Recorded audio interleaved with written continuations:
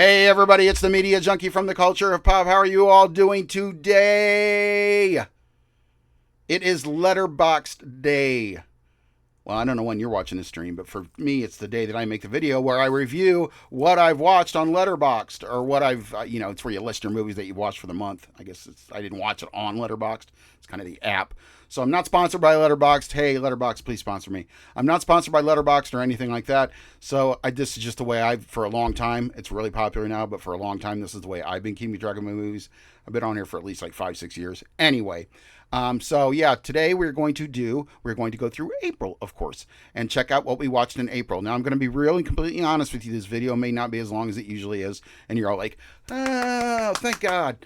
No, this video may not be as long as it is because I didn't watch a lot. I started posting all of my shorts, and I started making more videos and doing a lot more work on my channel. And then what kind of happens is you lose sight of the other crap. So I haven't got to do, I talk about movies and I want to talk about movies, but it's hard when you can't see them because you're working on your channel about movies. Anyway, so it's weird. So we are getting back to the Letterboxd, and we're going to show you what I watched. Like I said, it's not grand, it's not great, but there's some good ones in there. Some ones I've seen already. Like I said, I always do movie days with my kids. Wednesday's my daughter's day, my day's tonight, Thursday, and Friday is my son's day. And we each pick a movie. You can't complain about it no matter what. Try it out with your family. You can't complain no matter what. I know it might be hard to do with today's teenagers. My kids aren't teens anymore, though. So anyway, so you'll see some pics from there and what I thought of them, whatever. Anyhow, so Letterboxd review time, guys, and we start with April 4th. And these dates do not coincide necessarily specifically. Sometimes I watch a movie and then I fall asleep and I forget to put it in and log it. So yeah, they're not all exact probably, but most of them are. So we start the time off with a little Blazing Saddles. Yeah, I wanted to show this to my kids. They had never seen it. I'm a huge Gene Wilder fanatic, and they had never seen this one. I've insisted on them seeing every Tarantino film and every Gene Wilder film, and so they haven't seen this one yet. They liked it. They liked it a lot more than I thought they would. They don't get offended by stuff like normal people might get offended by. I still don't think this movie is that offensive. Even back then, it wasn't that offensive. There's some words that are said in it, but you got to also remember and tell people Richard Pryor helped write this. So a lot of it is pretty based humor and pretty still. Well, today it would be considered based, I guess. But I love it. I don't even need to talk about it. You guys already know about Blazing Saddles. If you're watching my channel and you haven't seen Blazing Saddles, I don't even know why you're here. Anyway, next one is Lord of War. Number 8, that is with Nicolas Cage, one of my favorites. And I think my kids have gotten more into Nicolas Cage because of me, because I insist on playing a bunch of Nicolas Cage movies. But Lord of War, this is one that I'd never seen. This was my son's choice, and I had never seen this movie. This is one of the few. I don't know why. I just wasn't attracted to the trailer at the time when it came out or whatever. I really liked it. It was very good. I knew kind of what it was about him being an arms dealer. And I gave it a 4. But I give most Nick Cage movies because no matter which way he's acting, I think is Nick Cage. If he's acting crazy, if he's acting sympathetic, if he's acting, you got to remember, Leaving Las Vegas. Movies like that. He just has so many different acting chops and so many different ways to use them. And I just think it's amazing. So, I can't remember much about it. I remember War Dogs actually more than this. And I think that's kind of why I got mixed up with what this was. But I do remember enjoying it. It wasn't that bad. It obviously wasn't that great of a Nick Cage movie for me. But, yeah. Parenthood, one of my favorites of all time. Now, the reason I just wanted to show this to my kids because before I had kids, I saw this movie because I used to go to the movies with my parents all the time. That's what started my obsession. And we went and saw this one when I was probably like 89. I would have been like 19, 20. Yeah, probably 20. And I remember seeing this and I was like, I didn't want anything to do with kids. I didn't even want to be around them. I had never babysat or anything. I just didn't want to be around kids at all. You're cringing my vibe, man. Or you're harshing my vibe. That's it. But anyway, yeah. So seeing this movie, I understood it, but at the same time, I didn't understand it. Like one of the scenes that I remember that's really great is the scene where Steve Martin's kid gets in trouble for something. Then he dreams of his kid doing a school. Well, at the time you could say it at YouTube probably, but a school incident. And and he's there at it, and he's dreaming. He's good shot, son. He's egging him on. This wasn't your fault. And I had feelings like that when I finally got kids, so I understood it. And every feeling you go through and every scene in this movie, if you have kids, they may be a little old because it is like 20 years old now, more than that. God, I always think the 80s were like in the 20s. Anyway, it is a little old, so it's got some older stuff in it or some older advice in it and stuff like that. But you can still see what a great movie it is about parenting. If you're a parent. My kids enjoyed it too; they liked it, but I think more for Steve Martin because he's funny. A Real Pain was the next one. I think this was my son's pick too. Yes, it was. This is starring, if I remember, I can never remember his name, and he's always one of my favorites. Is it Jesse? Jesse Eisenberg? And the Culkin kid. Yeah, Kieran Culkin and Jesse Eisenberg. This was a very, very good movie.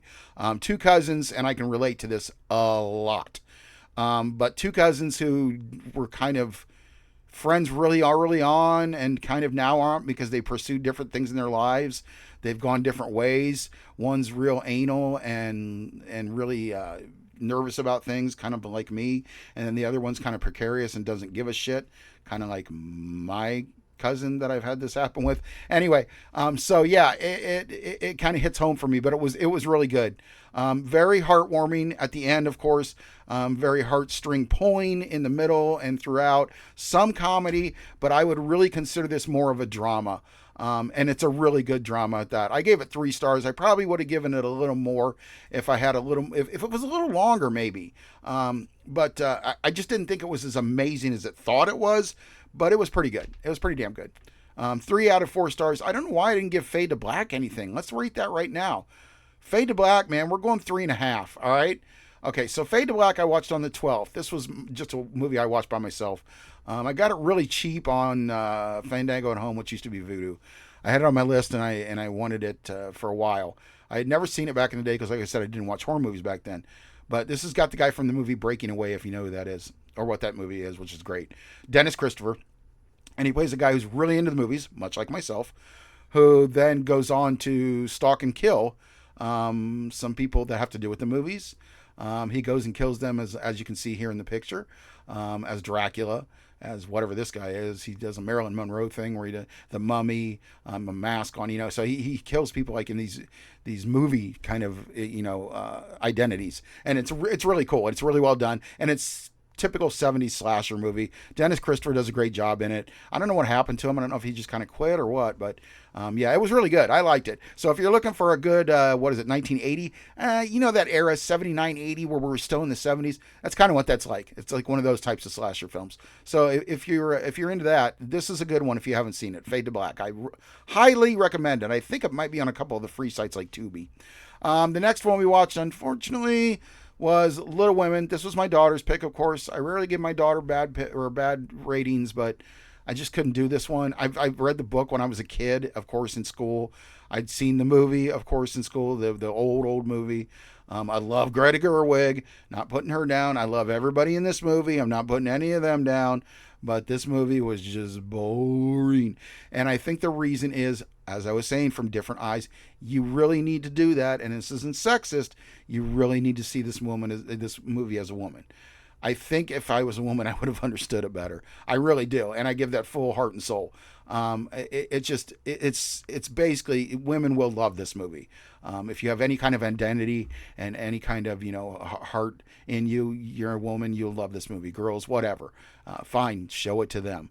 I just wasn't into it. And I'm not saying that I'm not into women movies, because I am, but this one was like solid. I'm sorry, but I just never had these experiences. And it's kind of hard I understand when people say it's hard to get in. You don't need every movie to be like that, but I understand why some people say, you're not going to get into it because, well, that's a reason there where I really can't. My next time was my pick because my daughter said she went to the theater to see Warfare, which I just watched. And I said, oh, so you're watching horror movies now? Because she gave it like 5 stars. And she was like, well, yeah. So I decided to pull out Platoon. And Platoon gets 5 stars from me every time. Just about the 90s Oliver Stone collection, I guess you'd call it. Late 80s, 90s, and Oliver Stone collection is some of the best movies I ever grew up on. JFK. What was the one with Tom Cruise? Born on the 4th of July. Wall Street. All of them. Platoon was my favorite. This is the first Vietnam movie I ever saw that spoke truth. The first Vietnam movie that I ever saw that probably made it look a lot worse than than I thought it was or anybody else thought it was. It's my first experience seeing Willem Dafoe and Tom Berenger. Seen Charlie Sheen before, of course, because I was a kid, but he did excellent in this. Awesome, and it's just a great Oliver Stone. It's probably top 3 of my Oliver Stone list. I'd have to make an actual list. JFK is number 1 always, but Platoon maybe 3. This movie's amazing, guys. If you haven't seen it, get out there and see it. Check it out. You can probably get it on some platforms, streaming and stuff. Show your kids to it. Show your kids it, because it's just as good in every part as Saving Private Ryan. And I think now that Saving Private Ryan came out, years later, not that it just came out yesterday, but I think it's kind of overshadowed the greatness that Platoon held in theaters. Anyhow, so yeah, Platoon, and of course, like I said, 5 stars. If I saw, I've seen it a million times. The next one was chosen by my son, and I had already seen this, but I loved it first time I saw it. It's the first time we ever saw Adam Sandler do some real serious drama, and he does serious drama in this, guys. Punch Drunk Love, which was also directed by Wes Anderson. Is it a Wes Anderson movie, or am I getting the name wrong? Paul Thomas Anderson. There's 2 of them. Sorry. Paul Thomas Anderson is the one who does really irreverent and really magical movies, and then Wes Anderson, who does the movies that all look the same, but they're good. Anyway, Punch Drunk Love. Yeah, this is probably one of it. Even in Uncut Gems, I think he's good in that. I think he's excellent. But this one he really shined in this one. He plays a guy that's kind of just on the edge all the time, and that's kind of why I relate to it. It's one of Philip Seymour Hoffman's great casts, I guess you could say. It's Adam Sandler, Emily Watson, Luis Guzman, who's always good. But yeah, Philip Seymour Hoffman's really good at being a giant prick in this one. And make sure you check out after you watch the movie, look up Philip Seymour Hoffman falls off a roof, because it was a little edit that they took from the movie and they don't have it in there, and it's funny as hell. But yeah, this is a great movie, and my kids enjoyed it too. Just seeing Adam Sandler really act, for the first time seriously. A lot of people missed this one, and I don't know why, but yeah, really good. Really good. 5 stars out of 5 stars. Kind of a depressing movie sometimes too, but it ends with good. Okay, now we're going into late up at night, and decided to get on Tubi. I haven't discovered Tubi that much, but I decided to discover Tubi a little bit. And I found the Groove Tube on there, which is I wanted to check out. I've never seen it. I can remember the store that rented movies around the corner from my house when they used to rent movies had this, and I always wanted to rent it, but I didn't want to spend my money on it because it looked so cheap. But I knew that it was the precursor, I don't know how to say it, to Airplane. Kentucky Fried Movie is I don't know if you've heard of Kentucky Fried Movie. Check that out. Amazon Women on the Moon, Police Story, or not Police Story, Police Squad, the Naked Gun movies. This is the precursor to all those. And there's even another one with a bunch of Saturday Night Live, because Saturday Night Live people in this one early. But yeah, it wasn't good at all. This one's kind of the other one that I wanted to watch, and I can't remember, Hollywood something, which was supposed to be funnier. This one's not very good. There's maybe 2 or 3 skits in it that are kind of funny. Basically what it is it's a bunch of sketches, and they're kind of adult in nature. You can get away with that at the movies. Back then you could. And they're kind of adult in nature, so there's some nudity here and there. It's, just those silly, cheesy 70s, 80s movies. And I thought this was always recommended as a great one. The one that started it all, blah, blah, blah. Yeah, it's not. It's not great. The jokes aren't good anymore because they're so old, and they're just it doesn't hold up. Whereas Airplane still holds up. Even Amazon Women on the Moon still holds up. This does not hold up at all. And I thought it was a horrible piece of shit. Sorry. But yeah, so that was my choice. So I didn't share that with anybody. So I didn't hurt anybody else's feelings, thank God. The next one I watched was Conclave. Loved it. Weird thing about this is, you'll see the date that I watched it, which was, what was the date? If it was, it might not have been the exact date, because I finished it the next day. It was the 20th, I think. I don't remember what the day that was. Anyway, I watched it the night of, after midnight, the night the Pope died. And that's what this is about. This is about a Pope dying and them having to go to the conclave, which is what they call it when they go to decide who the new Pope's going to be. And this is one of those movies I talk about where sometimes scripts or dialogue can be action. This is one of those, I've hung on every word of dialogue in this. I know tiny bits about the Catholic Church because I'm Catholic, but not deep into this. I've never gone this deeply into this, and there was just so many questions I had, and I did get them solved. But I mean, it's just great. It's a tension builder. It's kind of a thriller because there is some dirty going on in the background. Well, we know there always has been, but anyway, but it is really good. It's tension building. The performances are amazing, just like John Lithgow in what did I just see him in? I'll talk about it later, I think. The Rule of Jenny Penn. Oh, God, John Lithgow's so good in that, but he's really good in this. And Ray Fiennes is really good in this. Stanley Tucci, really good. Everybody's really good in this. Great movie, great movie. I might show it to my kids later at some point.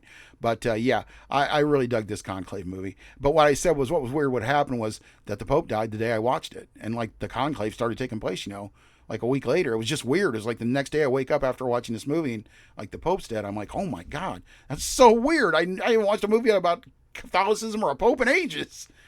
Anyway, the next one up for bids is The Hidden. Now I watched this on my own too, just because I wanted to watch it again. I had finally got it for $5 on Fandango at home in an HDX copy.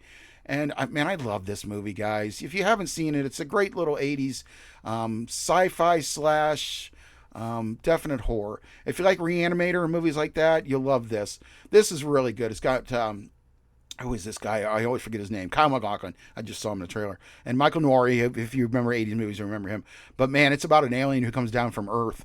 And you don't know he's an alien because he can be any human. And I know you've heard this story before, but you got to see it like this. And this was one of the first ones to do it back then. It's really creepy. And then there's a twist that I won't waste for you where you find out, there's other aliens, and it's just, there's a huge twist, and not huge, but it's just really good. The practical effects are stellar. They're amazing. They're so creepy and so just make you shudder because some of the alien parts are just so, it's not like just, some green-eyed alien. No. This is some creepy stuff. And I really thought the movie was always really gross and really creepy, and I think it still is to this day. It has aged very well. It has aged very well. I think so. And I gave it, 4 stars out of 5. And then we got Flight Risk, which, I know a lot of you are probably saying this is about 21st C, so I wasn't watching much. Go back and compare to my last list. So Flight Risk, I know a lot of people were kind of like, this is stupid, whatever. I'm always wanting to try a little bit of Mark Wahlberg. I do like him. I've liked him for a while. And this was really good. And then when I saw it was directed by Mel Gibson, I was like, let's get involved in it, man. Let's do it. So I really liked the movie a lot more than I thought it would. I'm not going to say that it's not kind of a nonsensical plot and kind of a, remind me of a, what's that? The Gerard Butler films. One of those like Olympus Has Fallen or something. It's not so much that, but most of it takes place, I think almost all of it takes place in the air, which is cool. So you got all that, thrilling things happening inside this tight space, which I always like when they do that. Everybody makes fun of Mark Wahlberg's horseshoe haircut, which I thought was kind of funny, and it's used as a disguise. That's why he has it. I mean, it's not that's his real hair, but he has, when you see him with hair at the beginning, you think, oh, okay, well, he didn't have hair. Anyway, I'll let you guys get involved with it. I recommend it just for a fun, not thinking thriller, action kind of a plot thing. I liked it. I like these kind of movies, so yeah, I liked it. I don't know if you will. You might think it's a waste of time, but I liked it. Companion, I didn't rate this either, and I need to rate this a 4. I don't know why. And I always put hearts. When I put a heart, it doesn't mean that I necessarily, I liked it obviously, but it doesn't mean it's a favorite. It just means that I would watch it again. Because some of them I give a 4 to, but I won't watch again just for reasons, whatever. We might find one today. I don't know. Anyway, yeah, I did give this a 4 out of 5. Just now you saw me do it. And it is Companion with Jenna Ortega, of course, and my boy Jack Quaid. Or no, why did I say Jenna Ortega? I'm sorry. Sophie Thatcher. This girl reminds me of Jenna Ortega. Anyway, so yeah, but the best part of it is Jack Quaid. I mean, I've been talking about Jack Quaid on every trailer reaction I do, and everything I talk about on here. I've been talking about Jack Quaid, famous Jack Quaid. Jack Quaid is the son of Meg Ryan and Dennis Quaid, who were both amazing in the 80s, so he is now amazing. Anyway, Jack Quaid. I love Jack Quaid. I think he's awesome. And this movie was really cool. This really set off the sex doll alerts for you guys. Because that's pretty much, let's be honest, guys, that's what this is. These dolls are made for a specific reason. And then they start giving them feelings and stuff. And we know what happens. We saw Megan. So I thought it was kind of going to be like Megan, but I thought it was a lot more introspective and kind of a lot more dramatic in some parts. But there was a lot of funny parts in it too. And twists and turns, which I always like twists and turns. And Jack Quaid. Anyway, so that's Companion, 4 to 5 stars for me, and a heart because I will definitely watch it again.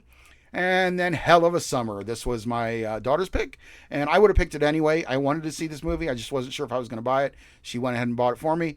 And it is, of course, the Stranger Things movie, as the kids are calling it. I don't know what the kids are calling it. I don't know how many kids around me. But it's got the kid from Stranger Things in it, and he helped direct it and write it with his buddy. And it's based Finn Wolfhard. You can never think of the name. It's basically a good fun time, guys. It's just a really funny. It's worth it. I gave it 4 out of 5 stars. It's funny. It's slashery. It's old school slashery. I kind of like this new thing where they're doing the movies where they aren't showing people's cell phones and you can't really tell what time it is or what period of time it is. I like that. This was just really a good, fun movie.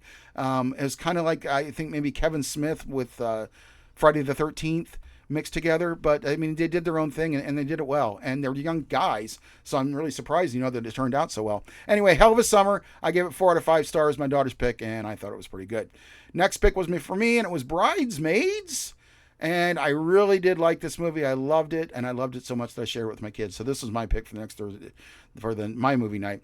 I don't know how much more I need to say about this movie. It's in my top 10 of comedies of all time, and that's including some greats.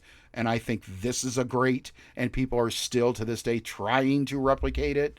And I think that's what ruined the Ghostbusters female version, is because they wanted this, but it wasn't, because they had to be family friendly to begin with, and it just wasn't as off the cuff as this one and as well written. The movie's going to be hard to top. Like the one that I saw a few months ago that my daughter showed me. What was it with? I told you it was like a Female Friday. That one's gotten close. That one went close. You have to go back and look. But Bridesmaids is still one of my favorites of all times. And neither one of my kids had seen it, so I couldn't believe it. But they both liked it, and I liked it again, of course, 4.5 out of 5 stars. My next pick was one I watched on my own. Couple. I was trying to get some movies in because I didn't want everybody to be disappointed. And I got 2 left. Next one is Hard Eyes, which I watched on my own. I bought this right away. When I know something's going to be really good, and I hear from a lot of people, not like necessarily real critics, but people that I admire and people that I like, saying this is really good. You're going to see me either buy it right away or check it out right away. And this was beyond all expectations. It is a great movie. It's a great little slasher, and I don't think they expected to get as much out of it as what they did, and they got a marathon run out of it because now it's doing good on streaming again. And it's amazing. It's a great. There's so many little twists in it and so many little fun things in it that don't often happen. Oh my God, my thing's going up. I'm sorry, guys. There's so many things in it that don't often happen. I thought I was on Do Not Disturb. Sorry, guys. All right. I thought there were so many things I thought was going to happen and didn't happen, or so many things I didn't think were going to happen. It was just full of surprises, and it was really fun. It was a fun slasher movie. I might show this to my kids tonight, as a matter of fact, because it's my movie night. But yeah, Hard Eyes. You already know it's good, guys. You've heard it from other people bigger than me. And the last one was Psychotherapy. Psychotherapy. It's what you want. Psychotherapy. This is not great. This isn't what I thought it was. All right, Psychotherapy, the shallow tale of a writer who decided to write about a serial killer. Number one reason I bought it, of course, right here, Steve Buscemi. Is my mouse show? Yeah. Sorry, I didn't know. I'm stupid. Steve Buscemi, right here. That's the main reason. And I do like this guy, John Margot. I do like him. I've seen him in other things. But that's the main reason I bought it. So I thought it has to be good. It's got Steve Buscemi in it. It's got to be at least a little bit quirky. I was expecting quirky, weird. It just wasn't what I thought it was going to be. Oh, yeah, it's got the girlfriend is Britt Lauer, who is from Severance. So you guys know her from Severance. She plays Helly R. But anyway, with all this incredible cast, too, you'd think it would have gotten more out of it. I just found it kind of boring. It's about this guy decides to write a book about a serial killer because he's writing all these weird books about Cro-Magnon man and all this stuff, and so he decides to write something different and write about a serial killer. And Steve Buscemi portrays himself as a serial killer or a retired one, and he follows him around. But then some weird stuff starts happening, and I'm not really sure if Steve Buscemi is a serial killer for real. what's happening, it's kind of confusing towards the end. I mean, you guys check it out and put it in the comments and tell me what you thought of it. But I didn't think it was great. I gave it 3 out of 5 stars, which my daughter considers a huge high rating, because she gives my shit 3 stars, and she's like, "That's a good rating." I don't really think 3 is great. I mean, 2.5 or 2 is worse. But yeah, it just wasn't one of my favorites. I'm sorry to say. But as far as that goes, I mean, that was the end of the month for me. Didn't get much in. I wished I could have. You'll see we'll be talking about some stuff like we got Havoc. I finally watched Midnight Madness with my boy Eddie DeZine. I watched Challengers, Freaky Tales. So we're getting into it this month some, and I got some more to watch. So anyhow, yeah, I hope you enjoyed this, guys. I hope you enjoyed looking at my Letterboxd and reviewing it and checking it out with me. If you got a Letterboxd, share yours with me. Put me on as a friend. I think I'm under the Media Junkie. If not, I should be. Actually, what am I under? Let's see what I'm under right now, guys. Then you can see right away. I am under, which is an alternate name. Okay, guys, I'll tell you that. Ragman68. That's from the movie Trick or Treat. He calls himself Ragman, but it's with 2 4s in the A's. So it's R4GM4N68. Look me up on Letterboxd, guys, and add me and follow me, and I will surely follow you. I'd love to see what you're looking at and seeing. But, yeah. So anyway, guys, yeah, that's it. That is what, April? Yeah, April's Letterboxd. I'm glad you joined me today, guys. I am the Media Junkie. And remember to like, comment, share, and subscribe, and come back for all the nonsense that I do here.